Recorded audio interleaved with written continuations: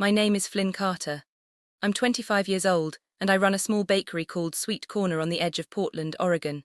It's not one of those stylish artisan cafes you see downtown, with trendy decor and expensive specialty drinks.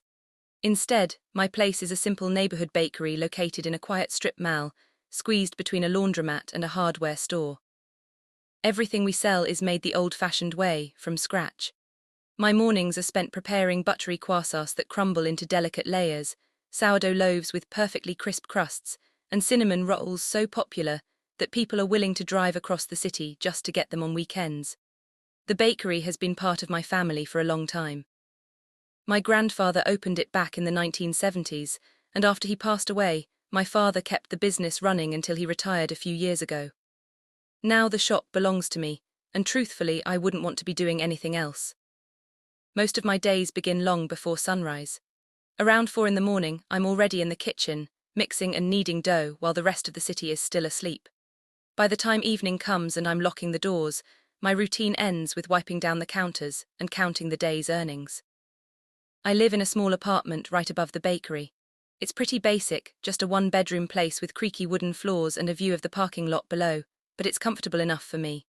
The scent of freshly baked bread drifts upstairs through the vents, filling the whole place with warmth.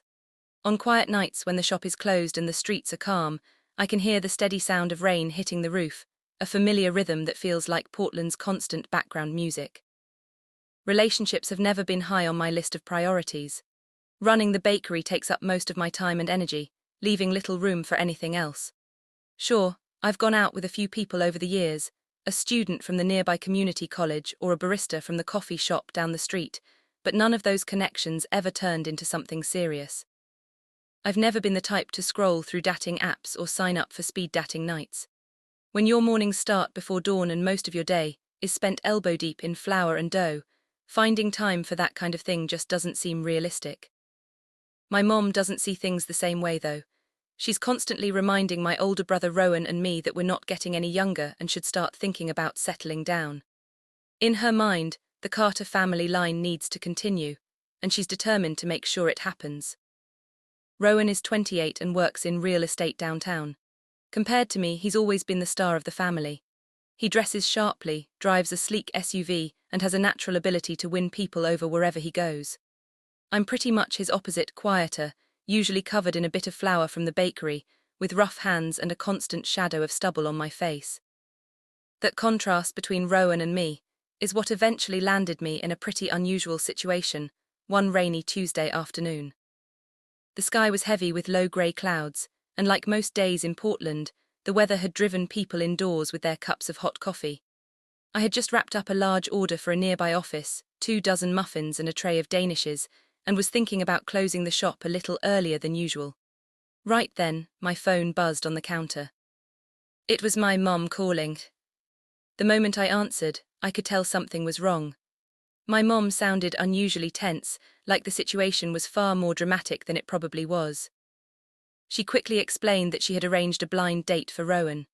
Through her book club, she had met a woman who claimed her daughter was wonderful, successful, well-educated, and from a respectable family. In Mom's mind, it sounded like the perfect match for my brother. But things didn't go according to plan.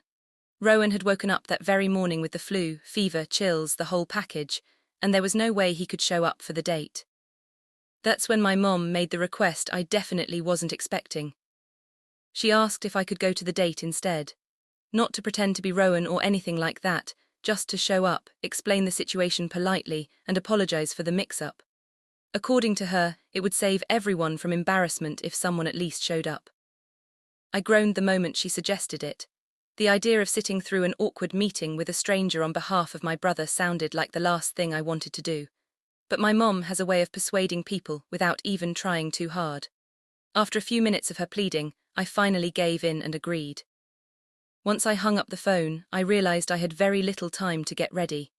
I quickly grabbed the first clean shirt I could find, though it still had a faint streak of flour along the sleeve from earlier that morning. It wasn't exactly perfect, but it would have to do. On my way downtown, I stopped by a small corner store and picked up a simple bouquet of daisies. It felt like the least I could do, considering I was about to show up to someone else's blind date with an explanation instead of the person she was actually expecting. With the flowers in hand, I got back in the car and headed toward the city. The meeting was set at a quaint little patisserie called Lupati, right in the heart of Portland's Pearl District. The kind of place with mismatched chairs, chalkboard menus, and a soft hum of indie folk music filling the air. It had a cozy, lived-in vibe that immediately made the city feel a little smaller. Traffic on I-5 had turned my commute into a nightmare, and by the time I finally pushed through the cafe doors, my shirt was wrinkled, and the daisies had suffered in the drizzle. I took a deep breath, trying to shake off the nerves, and scanned the room for the person I was supposed to meet. I spotted her right away. She was sitting at a corner table by the window, quietly sipping a cup of tea. There was something calm and self-assured about her posture, like she belonged there without needing to prove it. Her long brown hair fell in soft waves over her shoulders, and her green eyes seemed to take in everything around her at once. She wore simple clothes, a light sweater and jeans, but she carried them with a natural confidence that made her stand out without trying. There was an effortless ease about her, the kind that makes you notice someone without them saying a word. Feeling completely out of my element, I walked over to her table and cleared my throat. "Hi, are you Emma?" I asked, my voice a little shaky. "I'm Flynn, Rowan's brother. He got sick last minute, so Mom sent me to explain. I'm really sorry about the mix-up." For a moment, she just looked at me, silently taking me in. I could feel the tension building in the air, wondering if I'd completely ruined the first impression. After a brief pause, she finally raised an eyebrow and gave a small, amused smile. It wasn't forced. There was genuine humor in her expression, like she was quietly enjoying the situation. "Well," she said, her voice warm and steady, "this is a first for me, a substitute date. I'm not sure if I should be flattered or offended." Her calm, teasing tone immediately put me a little more at ease, and I felt a small smile tug at the corners of my mouth. I handed her the daisies I'd picked up earlier, hoping they might break the awkwardness. "Definitely flattered," I said, offering them with a nervous grin. "Consider this a peace offering." She accepted them, giving a small sniff of the petals, then nodded toward the empty chair across from her. "Since you're already here," she said, "you might as well sit. Let's make the best of this mix-up." I breathed a little easier and slid into the chair, realizing that maybe this strange situation wasn't going to be as uncomfortable as I'd imagined. We ordered our drinks, a black coffee for me, a chamomile tea refill for her, and I began explaining the whole story. My mom's relentless matchmaking schemes, Rowan coming down with the flu, and my reluctant role as the backup. Instead of looking annoyed or impatient, Emma laughed quietly. "Your mom sounds a lot like mine," she said, smiling. "Always trying to play Cupid, but at least you were honest about it." Her easygoing reaction made the conversation flow naturally after that. For the first time that afternoon, I felt like I could actually relax. As we kept talking, I mentioned my bakery, and her eyes lit up immediately. "Wait, you're the guy who runs Sweet Corner, the place with those amazing croissants?" she asked, clearly impressed. "A friend told me about it, I've been meaning to try it." I nodded, feeling a little more at ease now that we'd found common ground. Our conversation shifted to baking itself, the precision of laminating croissants, the satisfaction of pulling a perfect batch from the oven, and even the occasional kitchen disaster. She shared stories about her own attempts at baking, like a macaron experiment that ended in flat, chewy messes. "I'm better at running than baking," she admitted, "especially on Portland trails in the mornings, clears my head before work." We laughed over our respective kitchen misadventures, and for a moment, the awkward blind date scenario felt completely forgotten. From that point on, the conversation began to flow effortlessly. We laughed over quirky customer stories and compared our routines, her early morning runs through Portland's trails, and my pre-dawn bakery prep. She told me about her finance job downtown, dealing with demanding clients, and I shared the quiet joys of kneading dough and experimenting with new recipes. There was no pressure, no awkward flirting, just two people unexpectedly stuck in a strange situation, making the best of it. By the time our drinks were finished, the rain outside had eased, and a sense of ease settled between us. For the first time that afternoon, I felt like this strange encounter might actually turn into something worthwhile. After that unusual blind date, I didn't think much about Emma. Life at Sweet Corner returned to its usual rhythm, early mornings kneading dough, busy lunch rushes, and evenings spent scrubbing ovens until my hands were raw. Portland's spring rains filled the streets with the scent of fresh earth and blooming cherry blossoms, keeping the city quietly alive.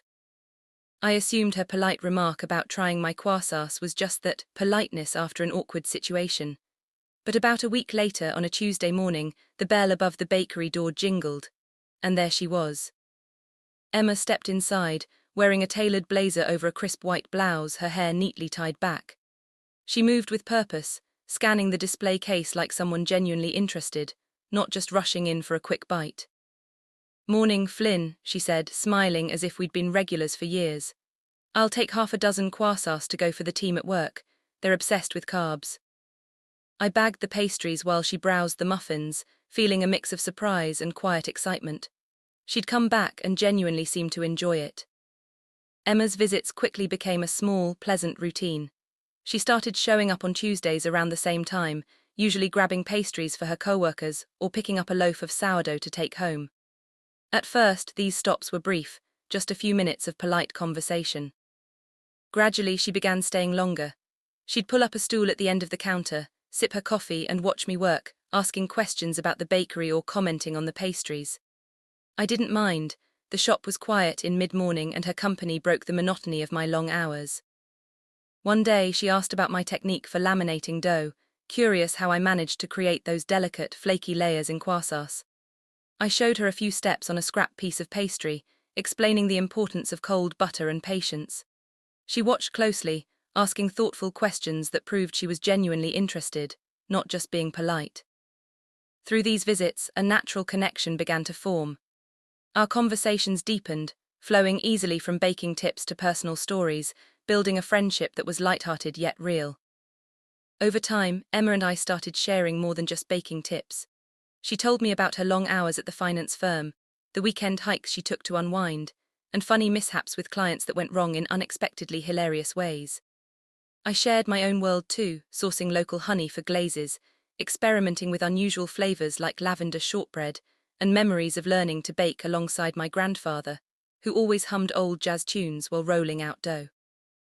He used to say, "Good bread doesn't lie, it's honest work." I told her that one day and she smiled softly. We started looking forward to these Tuesday conversations, a welcome break from the repetitive grind of flour and ovens. We weren't flirting exactly, just two people connecting over simple joys, but slowly those casual laughs and shared moments built a deeper bond. In a city like Portland, where people drift in and out with the weather, finding something that felt steady and real was rare. And for me, those mornings with Emma began to feel exactly like that.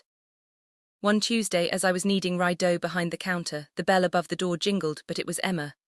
Rowan strode in, all polished and confident, his suit jacket slung over one arm and phone in hand. He leaned casually on the counter, a smirk playing on his face. "Flynn," he said, lowering his voice so no customers could hear, "we need to talk." I wiped my hands on a towel, bracing myself. "What now?" I asked. Rowan glanced around and then leaned closer. "It's about Emma. Mom told me you've been seeing her a lot at the bakery. You know who she is, right? Successful downtown high society, don't get too friendly. She's a catch, Flynn, she could change things for you, but if you're just being buddy-buddy, back off. Let me handle it once I'm better."